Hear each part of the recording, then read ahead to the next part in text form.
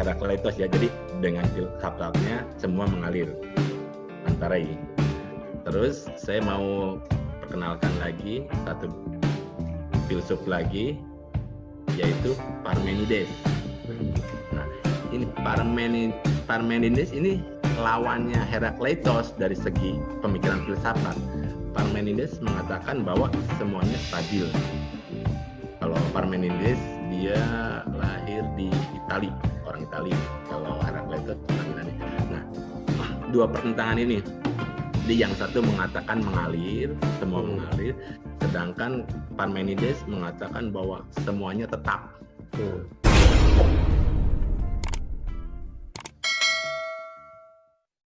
Herakleitos. Oke, kita bahas dulu Herakleitos, semuanya mengalir. Jadi contoh gini. Bung Indra, mungkin kalau sekarang agak susah ya, di Cigadung airnya kayaknya udah itu ya, udah kotor ya. Udah ya kali Cigadung. Dulu waktu saya kecil sering tuh berenang di situ sering. Bung Indra waktu kecil sering berenang di situ juga. Iya, sambil telanjang. Iya. Iya. Iya jebur kan. Kadang-kadang suka ngintip yang boker. Oke. Nah gini, semuanya mengalir. Jadi gini, ketika saya nyemplung, ketika saya terjun ke air itu, air yang saya terjun itu, terus saya naik lagi. Saya terjun, masuk ke air, terus saya naik, terus saya masuk lagi ke air.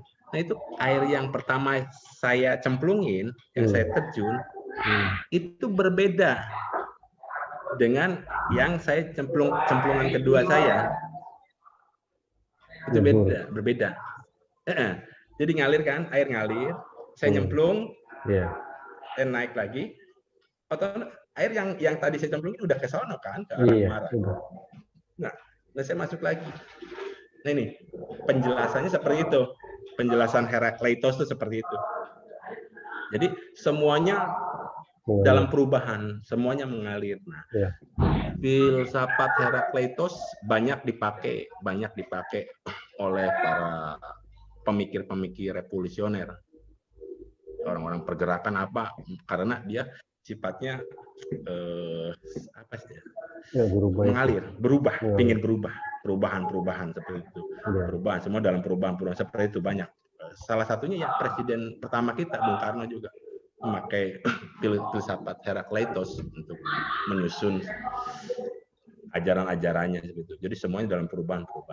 Nah ini juga Herakleitos tadi Bung Indra bicara masalah dialektika. Nah ini konsep dialektika juga asalnya dari Herakleitos ini. Jadi dia mengatakan dalam segala sesuatu selalu ada pertentangan. Gitu. Ini asal muasalnya dialektika dari filsuf Herakleitos seperti itu. Oke, jadi semuanya mengalir. Nah, contoh kasusnya tadi saya nyemplung di Kali Cigadung, cemplungan pertama, cemplungan kedua tuh airnya berbeda dengan cemplungan pertama saya. Iya, seperti itu. Nah, itu ini ya, penjelasan untuk contoh kasus sehari-hari seperti itu. Nah, ini Herakleitos. Oke, nah ini. Terus ada lawannya yang tadi saya sebutkan, Parmenides. Parmenides mengatakan bahwa semuanya stabil, tidak ada perubahan, stabil semua seperti itu. Nah, di Parmenides salah satu kajian filsafatnya yang tadi itu tentang ada dan tidak ada. Jadi dia pernah mengatakan yang ada itu pasti ada, yang tidak ada tidak mungkin ada karena tidak ada gitu. Seperti itu. Halo Ben, udah sana. seperti itu. Yang ada, misalkan kursi itu ada. Nah ini pernyataan valid ya, pernyataan valid. Nah, yang tidak ada. Jadi tadi seperti penjelasan di awal itu tentang Tuhan ada, Tuhan tidak ada. Tuhan tidak ada itu tidak mungkin, itu pernyataan yang mustahil. Nah ini dasar filosofisnya dari Parmenides. Dasar filosofis dari filsafat Parmenides yang mengatakan bahwa yang ada itu ada, yang tidak ada tidak ada. Seperti itu. Jadi kursi itu ada. Nah ini pernyataan sahih, valid. Nah Tuhan tidak ada. Ini ada pertentangan di dalam pernyataan ini. Tuhan paling tidak sebagai sebuah konsep itu ada. Jadi tidak mungkin ada pernyataan yang tidak ada. Ya ini sesuai dengan pertanyaan Bung Indah yang pertama, menggiring ke ateisme itu salah. Ada kesalahan berpikir seperti itu. Nah, seperti itu. Agar kita tidak salah menyimpulkan, tidak salah berpikir yang kemudian membuat kesimpulan, ini bagaimana nih? Kita harus mengambil langkah seperti apa dalam berfilsafat? Apakah kita harus mencari sumber-sumber yang sesuai dengan itu atau gimana? Iya, kita harus banyak membuka literatur, referensi tentang hal-hal yang memperkuat keimanan kita gitu. Seperti itu. Jadi harus emang kalau kita bicara dari awal gini ya, ini emang agak sensitif, cuman ya saya harus buka ya, masalah agama emang agak sensitif kan. Kalau filsafat berangkat dari keraguan, sedangkan kalau agama kita berangkat dari keyakinan. Artinya ya kita yakin dulu, baru kita beragama. Berbeda dengan filsafat. Kalau filsafat kita ragu dulu, seperti di konten pertama kan, filsafat berpikir radikal, kritis, dan komprehensif seperti itu. Jadi dari dua awalannya juga udah berbeda. Filsafat berangkat dari keraguan, sedangkan agama berangkat dari keyakinan. Nah, ada caranya tadi Bung Indra, bagaimana kita supaya tidak salah nalar, tidak salah ini. Ya ini, kita berfilsafat untuk memperkuat keimanan kita. Banyak kok filsuf-filsuf Muslim kayak Al-Kindi, Noise. Iya.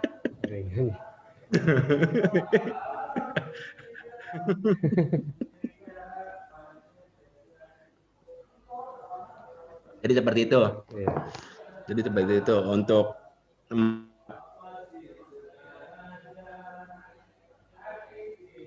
memperkuat keyakinan kita harus banyak literatur yang menunjuk ke arah keyakinan tersebut seperti itu untuk memperkuat.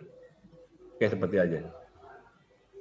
Jadi kesimpulannya kita kan seorang Muslim, saya Muslim ya, Bung Ade juga Muslim. Iya.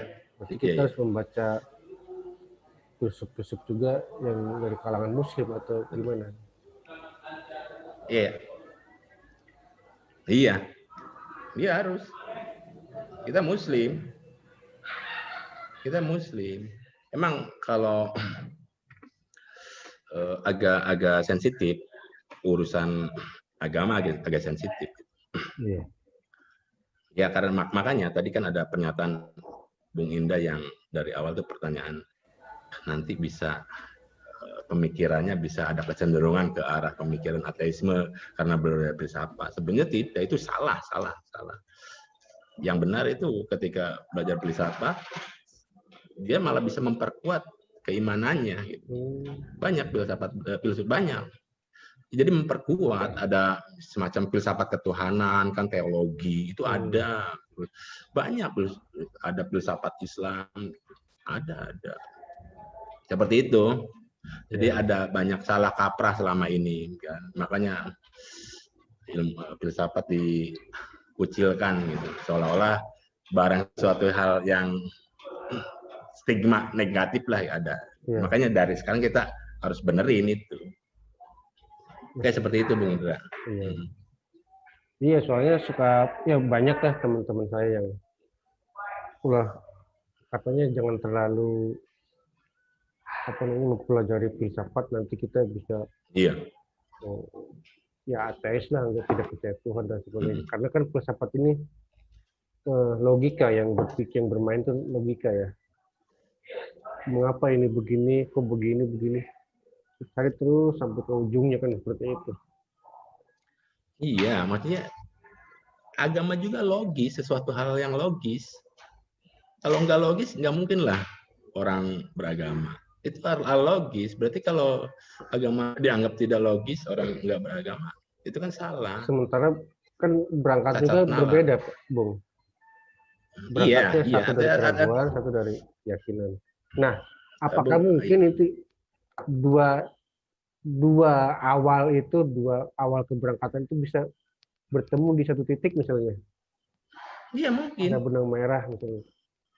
Ada. Mungkin jadi nanti kita memperkuat keimanan kita dengan filsafat yang kita uji gitu. Jadi kita memperkuat, sama kayak yang kasus yang kemarin di konten itu ya, yang saya menjelaskan masalah ilmu, terus dari filsafat ke ilmu sampai gitu, sama seperti itu. Jadi nanti pertanyaannya seperti ini ke agama tuh. Kenapa kita harus sholat? Kenapa kita harus bertuhan? Nah, kan gitu. Dari pertanyaan ini nanti kan terus dengan literatur yang tepat dan benar, nanti kita menemukan jawaban yang logis. Jadi beragama tuh bukan tidak logis, beragama tuh logis. Kalau tidak logis, orang udah banyak meninggalkan. Ya nanti kan pertanyaan kenapa, why, terus. Pertanyaan-pertanyaan nanti muncul seputar isu-isu keagamaan. Gitu. Nah itu kan pertanyaan filosofis. Iya. Nanti sampai pada satu titik. Iya, seperti itu. Saya sendiri pernah begini, Bu. Saya ngobrol dengan bapak saya, almarhum ya. Iya. Beliau bilang begini, kamu jangan pernah mencari Tuhan. Gitu. Tuhan itu udah jelas adanya. Iya. Kayak gitu. Jadi kan kita di situ udah, nggak usah berpikir ada Tuhan tuh ada enggak, atau karena saya kan ya taatlah ke orang tua ya, gini juga. Ya, nah itu udah jangan cari Tuhan tuh udah jelas ada. Jadi kata beliau tuh. Ya ya kan kalau sekarang kita udah belajar filsafat, ketaatan yang logis kan, bukan karena pendekatan kekuasaan, karena orang tua kita menjelaskan, antara kita menerima itu sebagai sebuah kebenaran. Tidak, harus dipertanyakan gitu. Jadi beliau itu menganjurkan udah kamu yakini dan cari cara untuk kamu bisa meyakini dengan hakul yakin gitu kan bahasa itu. Yakinnya. Nah, paling ya, itu kan tetap kita cari. Ya tetap harus, kalau itu harus dikaji lagi artinya. Jadi itu mungkin pernyataannya benar bisa salah, itu harus dikaji.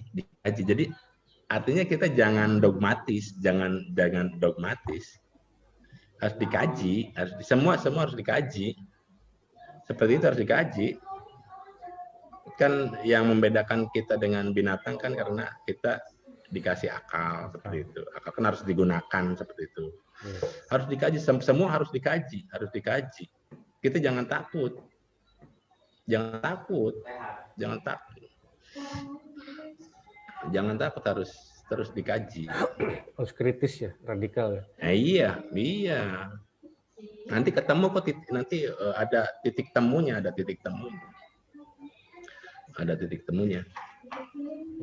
Seperti itu. Cuman kadang-kadang orang kan suka kita Bu, nantinya ateis lah gimana gitu.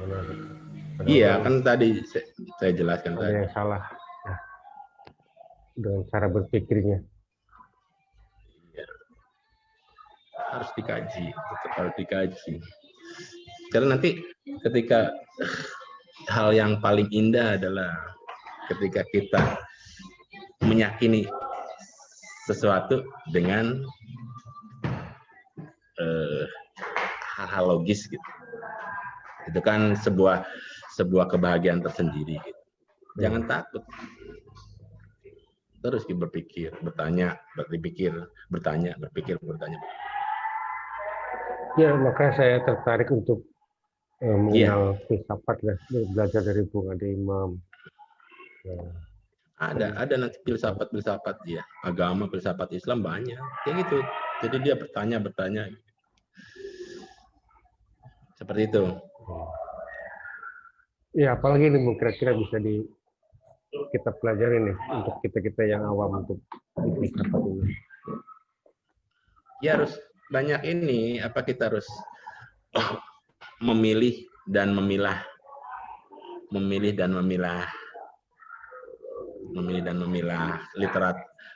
literatur, sumber-sumber bacaan yang bisa memperkuat keyakinan. Cuman untuk awal seperti di konten yang sebelumnya ya. Kalau berfilsafat harus kritis, komprehensif, dan radikal. Letak.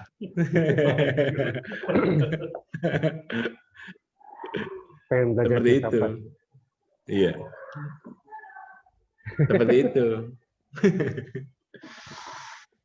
Ya, kemudian apalagi nih? Maksudnya materi yang akan kita dengarkan. Ya, sebenarnya gini. Ya sebenarnya tadi titik tekan materi konten ini mungkin yang tadi itu Herakleitos dan Parmenides, karena dua ini sebenarnya kemarin kan saya sudah kita agendakan mau membahas aliran-aliran filsafat, cuman ketika saya pikir lagi mungkin nanti ada yang terlewat, karena baru ini setelah Herakleitos dan Parmenides nanti enak kita ngelangkahnya baru ke filsafat klasik, yaitu nanti tiga filsuf besar, Socrates, Plato, Aristoteles.